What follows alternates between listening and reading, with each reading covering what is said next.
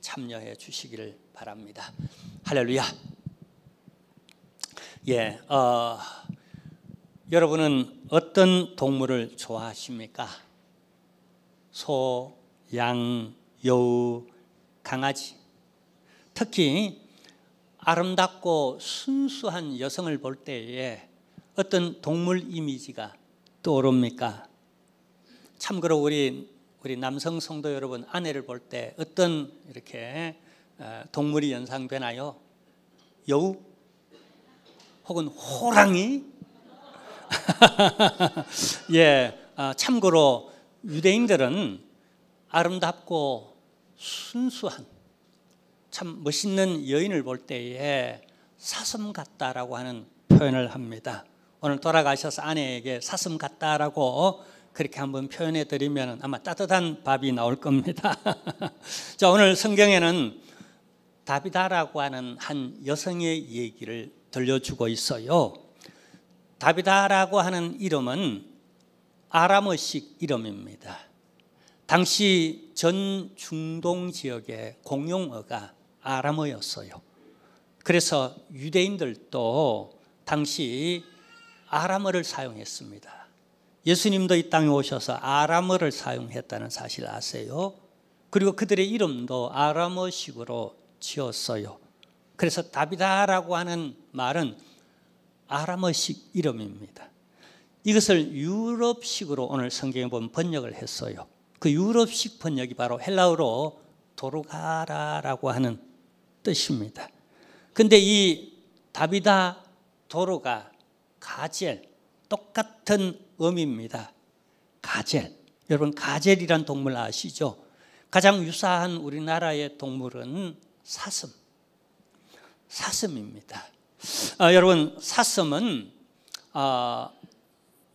청결하고 순결하고 고고하고 아름답고 예쁜 여성을 성경에서, 그래서 시편에서 아름다운 여성을 표현할 때에 사슴으로, 그리고 아가서에도 사랑 얘기를 하면서 자신의 아름다운 술람미 여인을 사슴으로 이렇게 비유하는 예들이 나오고 있습니다.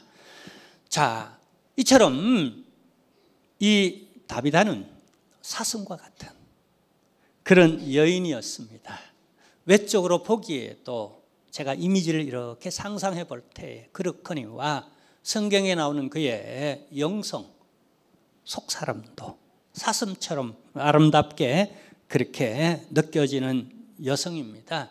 자, 왜 그런가 하면은요, 다비다는 자신의 이름과 같이 정말로 이웃 사랑을 자신의 몸소 실천하는, 그러니까 이웃을 배려하고 따뜻하게 감사하고 다가서 소통하며 그리고 또 공감하는, 그러면서 실제적으로 많은 물질로도 도와주는 이런 꽃사슴과 같은 여인이었습니다. 특별히 오늘 성경에 보면은요, 과부들, 이 과부들을 옷을 지어서 많이 봉사했는데 당시 오늘날과 같지 않아서 과부 여성은 인격적으로나 사회적으로나 소외 계층이었습니다. 이들이 바깥에서 나가 밥벌이하는, 일할 수 있는 그런 여건이 되지 못했어요. 그러면서도 살아가야 돼요. 그래서 가난할 수밖에 없었어요. 심지어는 옷 한 벌조차도 제대로 갖춰 입지 못할 정도로 힘이 들었어요. 당시 참고로 옷 요즘 같으면은 뭐 그냥 또 이렇게 그 아파트에 또 이렇게 옷 수거함에 이렇게 꺼내 가지고 입을 수도 있잖아요. 또 그다음에 아주 싸게 파는 리폼하는 그런 또 가게도 있어서 저도 예전에 좀 이렇게 사서 이렇게 입기도 했습니다만은 그렇게도 살아가잖아요. 근데 당시에 옷이 얼마나 귀했느냐 하면은 예수님이 가난하게 사셨잖아요. 그러니까 옷이 얼마나 뭐 좋았겠습니까? 여러분 옷같이 좋았겠어요? 그냥 별로였잖아요. 근데도 그 로마 군인들이 죄수를 처형하면서 처절하게 처형하면서 그 피 묻은 옷을 가지고 서로 제비 뽑아 가지고 가려고, 옷감이 흔하지 않았고 그 옷이 굉장히 귀하던 시절에 한두 명도 아니고 많은 과부들에게 옷을 지어서 이렇게 입히는, 속옷도 지어 입히고 겉옷도 지어 입히고, 그러니까 헐벗은, 이 상징하는 바가 뭐냐면 오늘 성경에 보면 선행과 또 그리고 구제를 많이, 심히 많이 했다고 하는데, 우리 9장 36절 말씀을 한번 볼까요? 자, 욥바에, 자, 참고로 욥바는 당시 오늘날로 말하면은요, 이렇게 광역 수도입니다. 오늘날 텔아비브, 지중해 연안에 있는 이스라엘의 지금의 수도인 바로 그 욥바 지역에 다비다라 하는 여제자가 있으니 그 이름을 헬라어로 당시 유럽식으로 번역하면은 뭐요?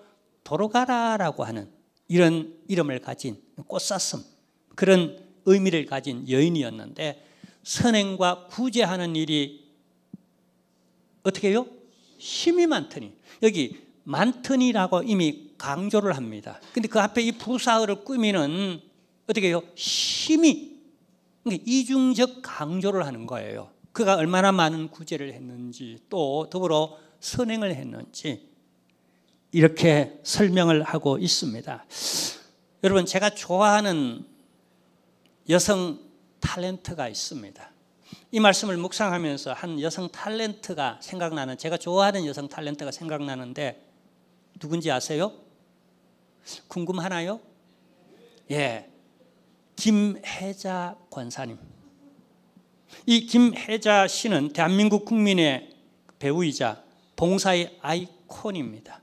1991년도부터 지금까지 30년 이상을 월드비전 홍보 친선 대사로서 꾸준히 봉사활동을 하고 있으며, 시간만 나면 에티오피아, 르완다, 방글라데시 등 저개발 국가에 가서 봉사를 하며 그들의 이웃이 되고 그 아이들, 코 묻은 아이들 꼭 끌어안는 그런 권사님이에요. 정말 제 이미지 속에는 외모도 꽃사슴처럼 아름답지만은 그 신앙도 또 생활의 여러 가지 모습도 어떤 스캔들 이런 게 나지 아니하고 이렇게 봉사하는 그런 이미지로 예수 믿는 사람이, 권사님이 이렇게 드러난다는 건 참 우리가 장려할 만한 일이고 또 우리 하나님이 영광 받으실 만한 일이라고 그렇게 생각되어집니다. 저는 우리 성도님 한 분 한 분 개인적으로 모두 다가 이런 이미지가 꽃사슴 같은 내 외적으로 이런 이미지를 한번 그려보았습니다. 그런데 더불어서 우리 한국교회도 이제는 이런 이미지가 세상 앞에서 그려지는, 고결하다, 교회는 참 아름답다, 순수하다, 이런 이미지가 그려지는 그런 공동체를 한번 그려봤습니다. 그리고 우리 교회가 이런 방향으로 함께 갔으면 우리가 개인적으로도 가정적으로도 다음 세대적으로도 그리고 우리 공동체적 우리 교회도 그리고 온 우주 지구촌 앞에서는 우리 한국 교회가 또 우리 한국 이 나라가 제사장 나라가 되었으면 얼마나 좋겠나 싶습니다. 이런 의미에서 새해부터 우리가 금요 부흥회를 하고 있습니다. 강사 목사님들을 처음에는 좀 훌륭한 목사님들 그리고 큰 교회 이름 있는 목사님들을 모셔서 했으면 좋겠다라고 몇 년 전부터 그렇게 생각했습니다. 그러나 제게 한 발단이 되어진 어떤 조그마한 개척교회 목사님과의 대화가 있었어요. 금년 우리 노회 안에서 제가 이제 그것을 담당하는 우리 노회 안에서 그 목사가 되어서 개척교회를 제가 또 우리 임원들과 더불어 섬기고 있는데요. 어느 목사님과 얘기를 하다가 이분이 이렇게 얘기해요.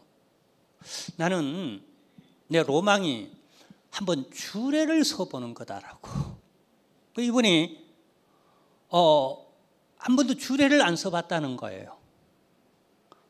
이분이 약 한 30여 년 가까이 좀 못되지만 목회를 해본 사람인데 그냥 성도들이 가족하고 그다음에 몇몇 성도들밖에 없어가지고 한 번도 주례를 안 해봤대요.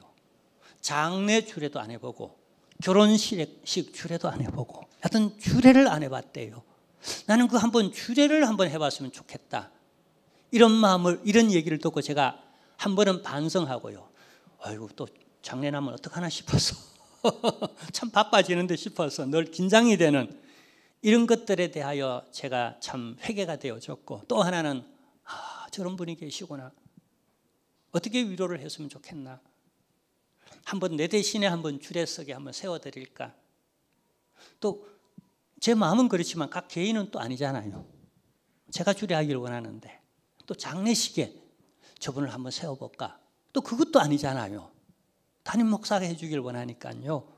근데 우리 강단에 모실 수는 있겠구나 싶어서 언제 한번 모시지. 그래서 한번 사모님도 모시고 같이 밥도 사드리고 또 선물도 준비해 소중히 좀 드리고, 이런 로망, 제가 은퇴하기 전에 한번 이걸 해봐야 되겠다라고 하는 로망을 갖고 있다가, 그래, 우리 목회자들 사이에 가장 좀 소외된 분들은 누굴까 생각해 보니까 가장 먼저 떠오른 사람들이 내 주변에 있는 개척교회 목사님들, 그리고 우리 교회를 거쳐간 부목사님 출신들 있죠. 그분들이 생각났어요. 그래서 먼저 우리 당회에 우리가 수련회 가서 우리 장로님들에게 얘기했더니 장로님들이 너무 좋아하시는 것 있죠. 그리고 예산에도 반영해서 마음껏 또 그렇게 할 수 있도록 이렇게 도와주니 너무 감사하고, 또 우리 성도님들 이번에 강사님들 그냥 이렇게 모셨는데 다들 와서 기도하고 다들 반가워하고 다들 좋아하고, 어떤 사람들은 선물로 준비했다가 직접 줄 수도 있는데 저한테 좀 전달해 달라고 이렇게 하기도 하고, 저는 이런 교회가 너무 좋습니다. 그리고 여러분 너무 사랑합니다. 자랑스럽습니다. 여러분 새해 정말로 여러분 마음으로 여러분 복받기를 주님의 이름으로 축원합니다. 할렐루야. 다비다는 어떤 사람이기에 이런 많은 구제와 선행을 했다고 하는데, 이건 일회성 이벤트가 아니라 어떻게 해요? 그의 습관이었고 그리고 그의 일상이었다라고 우리가 할 수 있잖아요. 그죠? 자, 근데요, 그러면 어떻게 해서 이렇게 할 수 있었던가? 저는 오늘 본문에서 딱 한 단어를 찾아내었습니다. 자, 그게 뭐냐 하면은요, 자, 36절인데요. 36절에 보면 그를 이렇게 부릅니다. 다비다, 혹은 도로가, 혹은 가젤, 뭐 우리식으로 꽃사슴, 뭐 이렇게 부를 수도 있지만은, 제가 여기서 가장 아름답게 찾아낸 단어가 있는데 그게 뭐냐 하면은요, 한번 읽어볼까요? 욥바에 다비다라 하는 여제자가 있으니, 바로 여제자입니다. 여제자. 여러분, 제자라는 건요, 오늘날처럼 이 제자라는 말이 너무 타락을 해버렸어요. 분명히 제자인데 서성 대우를 안 해주는 것 있죠. 분명히 제자인데 내가 가르친 가르침대로 살아가지 않는 것 있죠. 근데 예전에는 그렇지 않아요. 제자라 그러면요, 그와 함께 같이 사는 거예요. 예수님의 제자들 보세요. 하나같이 어떻게 해요? 저마다 직업이 있었고 가정이 있었고 여러 가지 바쁘게 할 일들이 당시 개인적 야망과 꿈도 있었겠지만 다 내려놓고 예수님과 함께 따라다닙니다. 그러면서 예수님을 섬기면서 그분을 카피해내는 거예요. 내 사고방식, 내 생활의 태도, 언어까지, 내 운명까지, 내가 어떻게 살아야 하는 삶까지를 전부 다가 그분에게 배우고 그분의 영향을 받아 제2의 그분이 되어서 그 삶을 살아가는 그 제자예요. 12제자가 다 그랬습니다. 물론 가룟 유다는 그냥 아웃되었지만 나머지 가룟 유다를 대신한 그 마띠아가 또 그렇게 합니다. 그리고 그 제자들이 또 제자를 삼아서 또 그렇게 합니다. 그 가운데 한 사람이 누구였던가? 여기 도로가라고 하는 다비다였다는 거예요. 여제자. 그 한마디에 많은 걸 함축하고 있다는 거예요. 교회 나가는 사람, 목사 혹은 장로, 권사, 집사, 성도, 그게 많은 게 함축되어져 있잖아요. 여러분 제자 맞습니까? 얼마만큼 여러분의 삶에서 그냥 잠재적이든 의도적이든 예수님을 카피해내는, 그래서 주변에서 야, 저 사람 교회 다닌 사람이야, 정말 저 사람 참 그리스도인이야, 새해는 정말 복 받으십시다. 우리가 이런 복 말이에요. 참 제자가 되어지는, 성경에 딱 기록하길 그는 제자야. 여성이면 여제자, 남자면 남제자 다 그렇게 그냥 기록해내는 우리 그 삶, 정말 새 이런 복 있는 삶이 되시기를 바랍니다. 할렐루야. 어느 날 예수님께서 당신이 십자가를 지시기 바로 직전에 종말론적 얘기를 말씀합니다. 마태복음 25장입니다. 근데 이 마태복음 25장에 예수님께서 종말론적으로 당신이 하실 일을 하나 이렇게 예언해 비유적으로 보여줍니다. 양의 무리가 한 무리가 있어. 그리고 염소의 무리가 또 한 무리가 있어. 근데 예수님께서 이 양의 무리에게 이렇게 말씀해요. 내가 줄일 때에 네가 내게 먹을 걸 주었다. 또 내가 목마를 때 너희가 내게 마실 물을 주었다. 그리고 내가 정말 쓸쓸한 외로운 나그네 길을 걸을 때에 네가 내 친구가 되어주고 나를 영접해 줬다. 그리고 내가 헐벗었을 때에 입을 옷을 줬다. 야, 배불러라. 야, 힘을 내라. 이렇게 말로만 하지 않고 실제로 네가 옷을 사서 내게 옷을 주었다. 병들었을 때는 네가 내게 신방을 와서 위로해 주었고 힘을 주었고, 내가 그냥 어쩌다 보니까 실수해서 죄를 지었을 때에 내가 옥에 갇혔는데 아무도 그냥 심지어는 손가락질하며 비난하고 욕하고 못된 놈이라고 그냥 가십거리로 삼고 할 때에 너는 조용히 내게 와서 위로해 주고 격려해 주고 용기를 주었다. 제가 언제 그랬습니까? 우리가 언제 그랬었어요? 그러자 예수님께서 말씀하시기를 바로 너 이웃, 너 주변에 있는 사람들에게 이렇게 한 것이 곧 내게 한 거야.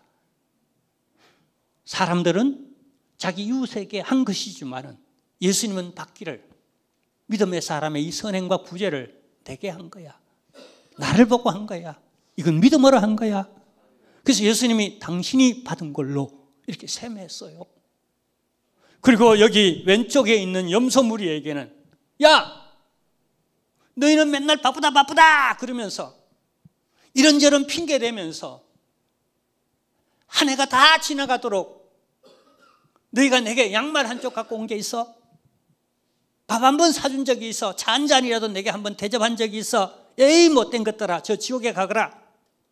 오늘 본문을 쭉 읽어보면 25장 쭉 읽어보면 뉘앙스가 그래요. 깜짝 놀랍니다. 주님, 우리가 언제 우리 주님께 그렇게 박대했습니까? 어떻게 우리가 냉수 한 그릇도 주님께 대접하지 못했습니까? 그러자 네 이웃들에게 1년 다 지나가도록 한번 구제 안 하고 선행 안 한 것, 그 내게 안 한 거야. 이 종말론적으로 말씀하시고 계신다는 것, 그것도 우리가 엄중하게 들어야 한다는 겁니다. 자, 그러니까 여기 도로가의 선행과 구제는 단순한 것이 아니었다는 것, 이게 영성이었다는 것, 이게 하나님이 받으실 만한 것이었다는 것, 그리고 이게 성경이 기록되어져 있다는 것, 이것은 우리의 미덕이요 또 우리가 행해야 할 제자의 삶의 부분이라는 걸 설명하고 있어요. 여러분 이것 아세요? 중세 시절에 참으로 흑암기라고 말을 합니다. 영성적 하나님의 말씀이 참으로 기가를 만난 기근의 시대에 영생의 그 어떤 굶주림 속에서 사막으로 돌아갑니다. 수도원으로 들어가요. 거기서 영성을 채우려고 기도하려고, 사막의 영성을 채우려고, 야성의 영성을 채우려고. 그리고 나서 이들이 어느 정도 체험받고 나와서 그들이 어디로 가는가? 나머지 영성을 체험받고 예수님을 만나고 또 은혜를 체험하고 와서 그들이 살아가는 삶의 주소, 그 현 주소가 어디였는가 하면은요, 거리였어요. 거리였어요. 아시스, 평화의 노래 여러분 잘 아시죠? 다 거리에 나왔어요. 이들이 뭔가, 여러분 가장 큰 은사, 가장 큰 영성은 결국은 사랑이에요. 사랑 때문에 외롭고 기쁘고 행복하고 또 사랑 때문에 불행하기도 하고 고통스럽기도 하고 불면의 밤을 보내기도 하고 그 사랑 때문에 춤을 추며 기뻐하며 그냥 노래하면서 결국 사랑이에요. 결국 그들이 최고의 어떤 고매한 영성적 성령 충만하여 얻은 결론이 뭐냐면 결국 사랑이에요. 근데 그 사랑은 관념적이거나 이론적이 아닌 그들이 거리로 났어요. 예수님처럼. 예수님이 거리의 사람이었다는 것 아십니까? 거기서 현장에 돌에 맞아 죽어가는 여인도 만나고 세리도 만나고 그 현장에서 문둥이도 만나고 그 현장에서 이방인도 만나고 그 현장에서 못된 그냥 여러 이제 그 사두개인들이나 또는 바리새인들도 만나고 제사장 무리도 만나고 온갖 사람들을 거리에서 다 만나요. 근데 그 자리에서 예수님은 뭐요? 배려하고 그들을 끌어안고 용서하며 살려내고 생명의 구원을 얻도록 만들어내는 그 자체가 하나님은 사랑이시라. 우리 예수님은 사랑이시라. 우리 성도의 삶은 사랑이라. 할렐루야. 돌아가는 여제자로서 예수님이 걸어가셨던 그 거리의 길을 이렇게 걸어갔던 거예요. 그 안에서 그가 가장 눈에 띄었던 건 가장 소외받는 계층이었던 당시 과부들이었어요. 근데 안타깝게도 그가 병들더니 갑자기 죽어버렸어요. 이렇게 참 황당한 일, 가슴 아픈 일이 어디 있겠어요. 세상에 못된 도둑들을 그냥 빨리 데려가시지 하나님이. 아니 이렇게 귀한 사람을 왜 그렇게 빨리 데려가요? 제가 목회하면서 이해 안 되는 것 중에 하나가 이런 부분이에요. 저 사람은 우리 교회 꼭 필요한데 내 목회에 저 사람은 꼭 필요한데 근데 하나님은 그 사람을 빨리 데려가요. 제가 젊은 날 한번 그런 경험을 세게 한번 했는데 그래서 목회를 내려놓을 작정까지 했었어요. 하나님이 이 젊은 집사님 아우 정말 진짜 어쩌면 내 마음과 그렇게 똑 맞는지 그냥 하나님을 위해서 이 한길교회를 부흥시키고 세우고 한길교회를 위해서 자기 청춘 뭐 모든 걸 다 내려놓고 모든 걸 다 뛰어드는 이런 그냥 젊은 집사님이에요. 당시 30도 안 된 20대 그 후반에 28, 29밖에 안 된 이 젊은 이제 장가간 이 집사님인데 얼마나 이렇게 열심인지 내 마음에 꼭 맞아요. 근데 갑자기 암이 발견되고 그래서 교회 와서 그냥 맨날 교회에서 지내는 거예요. 그냥 하나님 앞에 수업을 본다고 그냥 맨날 교회에서 지내는데 부담되기도 하지만 마음이 얼마나 아픈지 하나님 저 친구 안 살려주면 나 이제 목회 의욕 안 생깁니다. 나 목회 그만두라는 얘기인 줄 알겠습니다. 근데 하나님이 금방 데려가 버렸어요. 얼마나 낙담됐겠어요. 왜 이러죠? 아직도 의문이에요. 근데 이런 서양 속담은 있어요. 신이 사랑하는 사람은 빨리 죽는다라고. 무슨 의미일까요? 세상에서 고생 덜 시키고 이 광야 같은 한 많은 세상에서 고생 덜 시키고 저기 새하늘과 새 땅 저 좋은 천국에서 영원토록 쉼과 은혜와 평강과 그냥 이렇게요 그 기혼강과 그다음 유프라테스 강이 흐르는 저 낙원에서 그죠? 그 강가에서 쉬면서 그다음에 12 그냥 과일 시절을 쫓아 맺는 그죠? 그 열매를 먹으면서 그렇게 영생복락하기 위해서 빨리 데려가시는 그 모양이다라고 머리로는 이해하는데 내 가슴은 굉장히 아프더라고요. 근데 이 도로가가 죽었어요.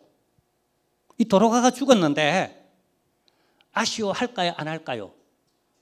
제 느낌상 이 본문을 읽으며 그 형제가 생각났는데 여기 누가 가장 슬퍼하겠어요?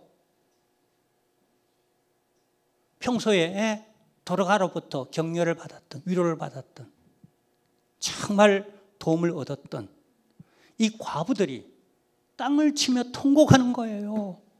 그래서 오늘 성경에 보면은요, 여기 보면은요, 한번 볼까요? 39절입니다. 베드로가 일어나 그들과 함께 가서 이르매 그들이 데리고 다락방에 올라가니 모든 과부가 베드로 곁에 서서 울며, 여기 서서 운다는 건요, 여러분 그냥 운다고 슬퍼한다고 말하지 않고 구체적으로 서서 운다고 말하는 거예요. 앉아 있지를 못하는 거예요. 그냥 몸부림치는 이런 그림이에요. 너무 진짜 슬프고 크게 슬픈 걸 말하는 거예요. 그러면서 나도 이런 속옷도 선물 받았고 이런 겉옷도 내가 선물 받았고 나는 이것 나는 저것 나는 이런 참 그에게 위로와 격려를 받았다라고 저마다 증거를 다 드러내는 거예요. 구체적인 겁니다. 왜 성경이 이런 그림을 그릴까요? 여러분, 초상집에 가면은요 많은 게 보입니다. 많은 게 느껴져요. 평소에 이 고인이 어떻게 살아왔는지 그 분위기 속에서 여러 가지 어떤 찾아온 사람들 면면을 통해서 많은 게 느껴져요. 그러면서 제 죽음도 생각해 봤습니다. 내 장례식에는 누가 참여할까? 바쁘다 바빠 하는데 바쁘다 바쁜데 찾아오시겠습니까? 근데 저를 사랑하는 사람은 아마 저와 저를 통해서 은혜 받은 사람들은 또 응답 받은 사람들은 아마 찾아올 것 같아요. 근데 누가 가장 많이 울까? 여기 이 과부들이 서서 우는데 누가 서서 나를 위해 이렇게 애통해하면 울까? 누구겠어요? 예, 맞습니다. 우리 딸입니다. 딸이 가장 먼저 생각났어요. 할렐루야, 우리 딸. 너무 울지 마. 그런데 천국 가니까.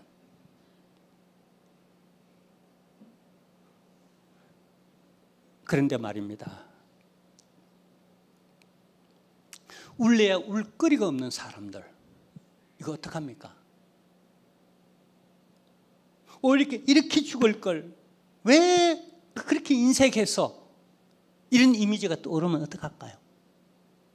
제가 지금도 기억하는데 제가 30대 그 초반에 교회를 개척했는데 정말 아무것도 몰랐어요.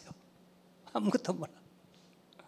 그래서 이제 특히 초상을 제가 많이 치렀는데요. 하여튼 목사 안수 받는 날도 초상 치르다가 목사 안수식에 늦게 참여했어요. 그래서 저를 다음 기회 내년에 이제 목사 안수식 때 그때 받으라고 저를 제껴놨어요.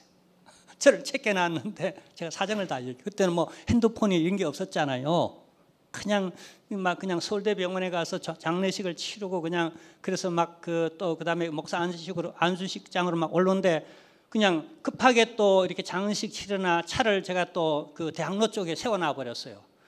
차도 나오니까 이제 마침 이제 그 레카 와가지고 막 끌어갈라 그러는 거 사정해가지고 내가 지금 사정이 이런데 내가 미안하다라고 이래가 빨리 치르고 또 빨리 가야 되기 때문에 이렇게 급하게 세워놓고 급하게 가야 된다고 이렇게 사정 그놈 매달아 놓은 걸 이렇게 풀어가지고 받아가지고 그렇게 쫓아가는데도 늦어가지고.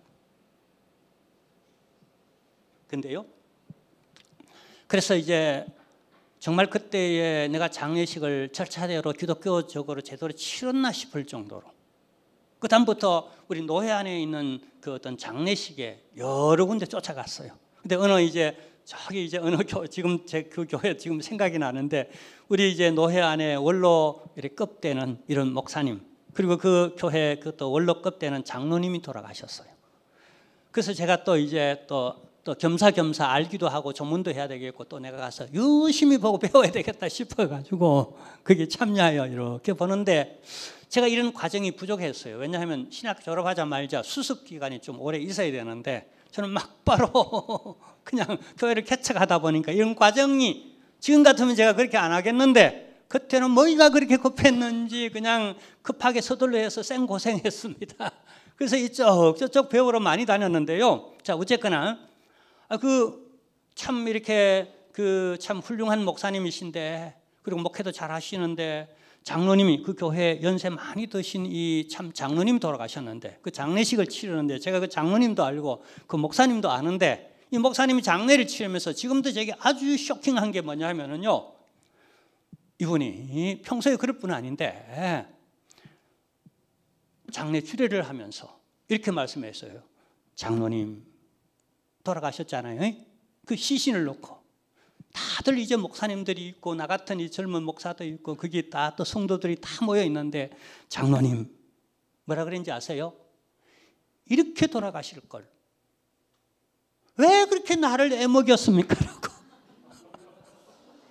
이게 나 지금도 왜 그렇게 하셨는지 이해가 안 돼요. 아니, 목사님이 그 품이 있는 목사님이, 그리고 그 많은 사람들 앞에 혼자 그랬으면 모를까?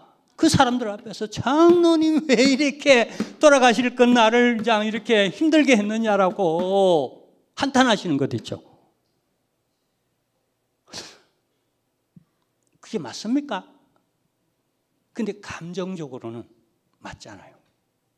가는 분 그렇게라도 풀어드리고 보내야 되잖아요. 가는 분도 중요하지만 내 가슴 속에 있는 응어리 있죠. 그죠? 자, 제가 얘기하고자 하는 건 이 장례식 분위기나 여러 과정을 통해서 고인이 어떻게 살았는지에 대해서 많은 걸 시사하고 있다는 겁니다. 제 죽음도 그렇지 않겠습니까?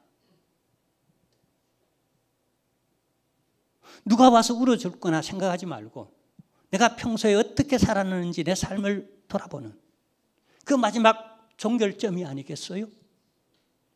이제 여러분에게 바톤을 넘길게요. 여러분의 장례를 치릅니다. 담임 목사인 제가 주례를 하겠죠. 그리고 장로님을 비롯해서 우리 권사님들, 중직자들, 그리고 여러분 주변에 있는 친구, 이웃, 가족, 교우들이 참여할 겁니다. 서서 이렇게 울까요? 너무 아쉬워서. 목마른 사람이 우물을 판다고요. 이 과부들은 이제 큰일 났습니다. 누가 이처럼 우리의 친구가 되어줄 것인가? 우리의 이웃이 되어줄 것인가? 내가 외로울 때 누가 나의 말벗이 되어주고, 내가 아플 때 누가 찾아와서 내게 기도를 해주고, 내가 정말 헐벗어 정말 추위에 떨 때 누가 내게 옷 한 벌이라도, 양말 한 쪽이라도 누가 내게 사줄 것인가?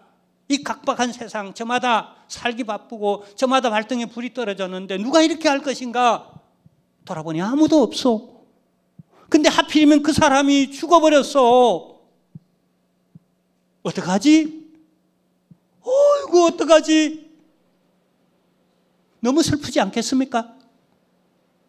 이 귀한 사슴 같은 아름다운 마음을 가진, 신앙을 가진, 사랑을 가진 이 내 이웃이 죽어버렸어. 얼마나 외롭고 허망하겠어. 그러니까 서서 막 우는 거예요. 안 됩니다. 가면 안 됩니다. 죽으면 안 됩니다. 하나님 살려주세요. 도로 살려주세요. 나 다른 위로가 없습니다. 나 다른 위로가 없고, 억만금을 줘도 다른 위로가 없고, 이 사람 살아나는 게 내 이웃으로 이 사람이 여전히 상실되지 않고 회복되는 게 그냥 그게 내 위로가 됩니다. 살려주세요. 이런 마음이 아니겠어요? 근데요, 여러분, 이런 광경, 사람만 보는 게 아니에요. 저 같은 목사만 보는 게 아니에요. 누가 보는 거예요? 하나님도 보고 계셨어요. 그리고 하나님은 돌이켜 당신의 섭리, 죽음은요, 데스티니, 이건 운명이라 그럽니다. 운명. 하나님만이 주관할 수 있는 거예요, 운명은.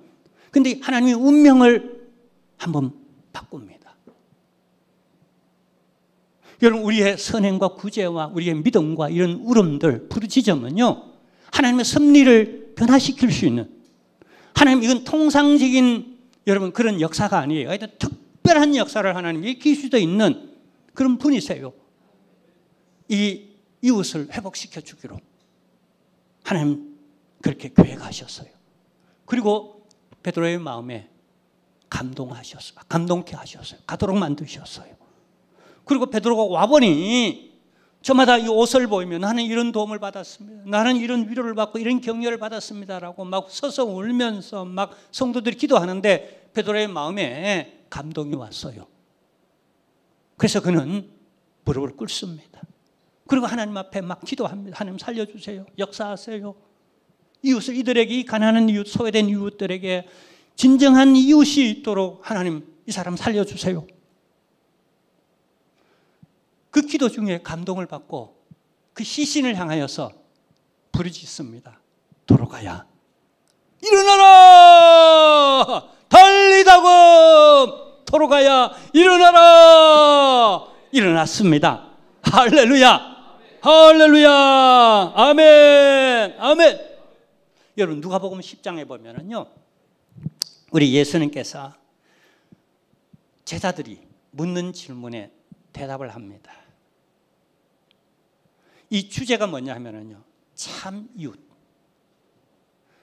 많은 이웃이 있다 그러지만 다 이웃입니까? 경쟁자이고 혹은 가십거리의 대상이 될 수도 있고 혹은 거추장스러운, 부담스러운 이런 대상이 될 수도 있는, 정말 제자들은 이웃이 필요했어요. 그리고 주님은 바라는 게 아니라 이 제자들이 가서 이웃이 되어 주기를 원하셨어요. 그러자 제자들이 그럼 내 이웃은 누굽니까? 묻습니다. 그럼 나는 그의 어떤 이웃이 되겠습니까? 다시 말하면 진정한 이웃이란 뭐냐고. 내가 이웃이 되고 싶은데, 그래야 구원을 받고 그래야 하나님의 인정을 받는데, 내가 이웃이 되고 싶은데 내 이웃은 누굽니까? 라고 이렇게 묻습니다. 그러자 그 유명한 누가복음 10장에 나오는 선한 사마리아인의 얘기를 들려줍니다. 어떤 사람이 강도 만났어. 근데 정말 여러 사람들이 지나가. 바쁘다. 그러면서 그냥 지나가. 아이고, 내 발등에 불이 떨어졌는데 남 돕기는 뭐 그냥 그건 위선이야. 그냥 내 형편도 힘든데 그냥 이렇게 저렇게 핑계 대면서 다 지나갑니다. 근데 정말로 이웃을 돌아보지 않을 것 같은 사마리아인, 평소에 저 사람은 아마 좋은 일 안 할 거야 라고, 그 사람은 이웃이 아닐 거야 라고 내가 차별했던 그 사람이 오히려 그를 도와서, 그죠? 바쁘지만은, 돈도 들지만은, 그리고 강도 만나는 환경이잖아요. 그 환경이 그냥 빨리 피해야 할 자리지만은 거기 그냥 오지랖 넓게 그냥 뛰어들어가지고 그걸 다 책임지는 거예요. 자기가 다 책임지는 거예요. 그러면서 예수님 묻습니다. 누가 너희 이웃이라고 생각하는가? 수많은 유명한 사람들, 잘난 사람들, 스펙 좋은 사람들, 대단한 사람들, 그들이 이웃이 아니야. 너의 이웃은 네가 힘들어하고 외로워하고 아플 때 네 곁에 다가오는 그 사람이 네 이웃이야. 가서 네가 그런 이웃이 되어라 라고 선한 사마리아인의 얘기를 들려줬습니다. 돌아가는 선한 사마리아인과 같은 과부들의 이웃이었어요. 참 이웃이었어요. 이 말을 오늘 본문적으로 표현하면요, 그는 여제자였다는 겁니다. 여러분, 남제자가 되시고 우리 여제자가 되십시다. 예수님의 길을 걷자는 거예요. 예수님의 사랑의 가르침을 받았고 우린 그 사랑을 체험했고 받았고 이제 우리도 나가서 그 사랑을 전달하는 자가 되자는 거예요. 자, 오늘 이 얘기를 통하여서 우린 두 가지 의미를 갖습니다. 영적 교훈을 받습니다. 첫째는요, 한번 따라갈까요? 믿음은 죽음을 이긴다라고 하는 교훈입니다. 여러분, 이 온 세상은요, 우리가 가장 힘센 권세가 뭔지 아세요? 지금 이 세상에 가장 힘센 권세가 뭔지 아세요? 죽음이에요. 죽인다 그러는, 총 들고 죽인다 그러는데, 군인들이 총 들고 국회까지 들어왔다 그러는데 그냥 난리가 난 거예요. 그죠? 그리고 실제적으로 장례나면, 가정에 장례나면 모든 걸 내려놓고 장례식 치릅니다. 우리 목회할 때도 그렇습니다. 장례식 났다 그러면은 다 내려놓고 장례식부터 갔다 옵니다. 여러분, 직장 생활하고 사업하다가도 누가 가족 가운데 누가 죽었다 그러면은요, 우린 그 문화권 아래 다 살아가요. 그래서 살고자 하는 거예요. 그래서 몸부림치고 바쁘다 바빠 하는 거예요. 알고 보면 죽음에. 근데 이 죽음을 이기는 문화가 뭐냐? 온 세상은 죽음의 권세 아래에 있는데 죽음을 이기는 게 뭐냐? 그게 믿음이에요. 아멘. 자, 여기 분명히 이 다비다의 집은 지금 초상집입니다. 근데 일순간에 이 믿음이 뭘로 바꿔버리죠? 잔치집으로 바꿔버리는 거예요. 축제의 현장으로 바꿔버리는 거예요. 이 세계가 어떤 세계냐? 이게 믿음의 세계고 이게 하나님의 나라라고 하는 거예요. 죽음도 이기는 하나님의 나라. 할렐루야. 믿음으로 초상집을 천국 같은 어디 잔치집으로 바꾸는 이 능력, 이게 믿음이에요. 우리 안에 믿음이 들어왔어요. 여러분, 이 우울하고 죽을 것 같은 이 심령이 하나님의 나라가 되어지는 심령 천국이 되어지고 가정에 믿음이 들어왔어요. 아멘. 그 우울했던 그 가정에 활기가 차고 생명력이 있는 잔치집과 같은 축제가 있는 그런 가정, 그런 일상들, 할렐루야, 믿음의 세계를 보여주고 있는 영적 교훈이 이 안에 담겨져 있다는 거예요. 하나님의 나라를 보여주는 거죠. 그리고 또 하나는요, 여기 한번 따라갈까요? 선한 행위는 결코 헛되지 않다라는 걸 보여줍니다. 내가 죽어버렸어. 이렇게 좋은 일하고 이렇게 구제하고 선행했는데 내가 빨리 죽어버렸어.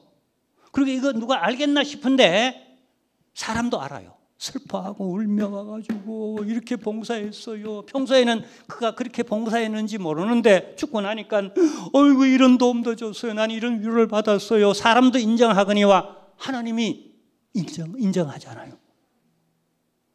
결코 헛되지 않았어요. 여러분, 이게 부활의 생명을 보여주잖아요. 부활로 다시 살아나잖아요. 도로가가. 그렇죠? 이걸로 하나님 보상하잖아요. 그리고 이렇게 은혜 받은 도로살은 이 도로가는 이후 그의 삶을 어떻게 살았을까요?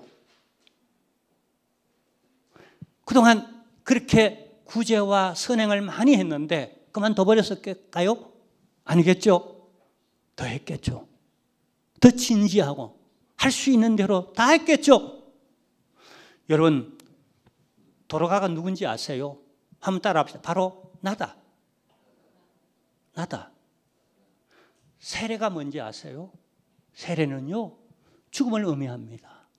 물에 잠기는 거예요. 죽는 거예요. 그리고 그리스도 예수와 함께 신비한 연합을 이루었다가 다시 일어나는 거예요. 새 생명, 예수 생명으로 다시 내가 일어나는 거예요. 그래서 교회와 한 몸이 되어지고, 그래서 교회 멤버가 되어지고, 아멘. 그리고 예수님의 몸의 한 지체가 되어지고, 이게 세례교인의 의미예요. 다시 말하면 내가 도로가라는 거예요. 내가 물에 잠겨 죽었다가 예수님의 어떻게 지체가 되어 몸으로서 다시 신비한 연합을 이루어 다시 내가 일어난 거예요. 그러면 우리의 삶은, 세례교인의 삶은 어떠해야 하죠? 제자가 돼야 하죠. 그게 여제자든 남제자든 제자의 삶을 살아가야 되겠죠. 세례받은 이후에. 여러분 누굽니까? 나는 세례교인이다. 하나님이여, 내가 세례교인입니다. 하나님이여, 내가 세례교인입니다. 온 세상이여, 나는 세례교인이야. 하나님과 사람과 세상과 교회 앞에서 내가 손을 들고 선수하며 선언하는 게 세례식이에요. 내 정체감이라는 거예요. 나는 세례교인이라고 하는 내 정체감이라는 거예요. 내가 돌아가고 내가 여제자라는 겁니다. 이게 선순환을 이루어요. 한 사람 도로가가 여러분 이렇게 선행과 구제를 하고 그 다음에 죽음과 부활을 다시 경험하고 이후의 삶에서 그는 얼마나 더 열심히 했겠고, 그리고 마지막 오늘 본문 42절에 보면은요, 이 구절을 읽고 마치겠습니다. 우리 42절 한번 볼까요? 자, 온 요파, 텔아비브 수도입니다. 온 요파 사람이 알고 많은 사람이 이 선순환을 보세요. 작은 섬김에서 시작되어졌는데 이게 그냥 부활을 정언하고 또 이 선행과 구제가 얼마나 놀라운지, 그리고 이 죽음의 권세를 이긴 믿음이 어떤 세계인지를 알게 만든 이 선순환의 구조, 그 중심에 도로가가 있었다는 것. 이 중심에 이제 한길교회가 있기를 원하고 우리 공동체와 여러분 가정과 또 여러분이 있기를 주님의 이름으로 축원합니다. 하나님 아버지 감사합니다. 감사합니다. 감사합니다. 오늘 또 이 도로가의 말씀을 통하여서 저희들에게 믿음이 무엇인지, 또 우리가 선행과 구제가 헛되지 아니하며 이게 어떤 선순환을 이루는지를 우리가 그 결과도 보고 과정도 보게 하시니 감사합니다. 이제는 그 자리에 내가 있게 하시고 우리 한길교회가 있게 하시고 우리 한 사람 한 사람 우리 가정들이 있게 하여 주옵소서.